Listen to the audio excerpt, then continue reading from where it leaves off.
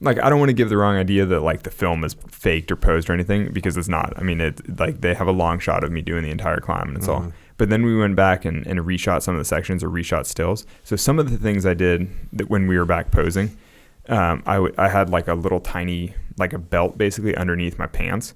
And so for a couple of the shots, I had a rope going down my pant leg and then like in a big loop of slack going out of the frame. And so then you could do like a bunch of stuff and you could still be attached. But with this sort of catastrophe system where if you fell, it would rip your pants off and you'd get caught by basically like a seatbelt around your waist. And so like you would survive, but it would be catastrophic. Like your pants would tear off, like everything would be bad. And you'd be like, ow, it'd be super painful, but you wouldn't die at least. Yeah. But so there were a couple sections of the route that I did, like 6 times in a row over and over with this giant like death loop of slack out. And I'm kind of like this isn't that much less scary than just soloing it, I was like, this is kind of extreme. Were you mic'd up on the real one? From the boulder up or something. Basically, at a certain point, I put on a mic. Yeah. Like when I passed some of the crew somewhere. So I actually was listening to music off my phone for a lot of it, because that's like, I like to do that when I'm soloing, but you can't really do that when you're mic'd, because they're not going to license a bunch of like 90s metal and stuff. And so they're like, oh, he licensed a bunch of Tool and like, Metallica. And you're like, because cool. You're breathing and the boulder problem. You can hear. Yeah, that. I forget if I was mic'd for the boulder or not. Yeah. Well, whatever they did, it definitely. But I was also mic'd for tons of other climbs, so they have tons of audio of me just trying hard climbing. It's like, who knows like what it's from. But yeah, I was mic'd for part of it, but part of it I wasn't mic'd for, because I kind of didn't want the weight.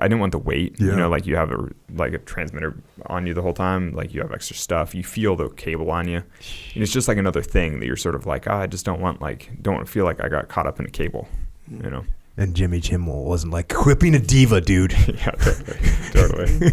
No, I mean, that's the hard thing, is that they didn't want to compromise the climbing experience. He seemed like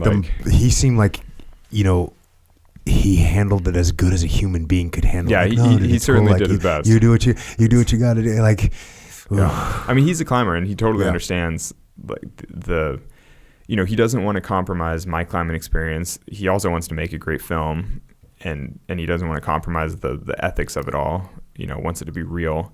I mean, it's super hard. It's a hard film to make. Mm-hmm. I mean, so they actually kept me incredibly well insulated from most of what I know about the filmmaking process I sort of learned afterward during the tour, because we were all doing events together and like talking about the cinematography and talking about all the stuff. That was all just sort of the Hollywood tour. But during the process, they kept me incredibly well insulated from the whole production side of it.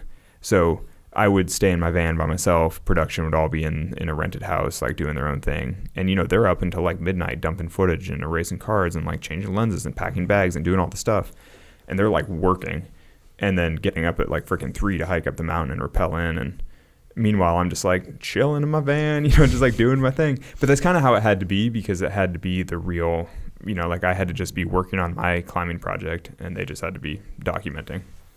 But yeah, I mean, it's a crazy, it was a whole crazy process. So going back to like, when did it set in that you, I mean, obviously you understand the freaking, the gravity of the situation of you making it, but then you make it, is it still like, how long does it take before you're like, damn, I'm kind of legendary right now. I'm kind of a legend right now. Well, so in the climbing scene, you kind of knew immediately, like, this is a big deal for climbing. Mm-hmm. But, nobody could have guessed that the film wasn't released until 2018, the next year.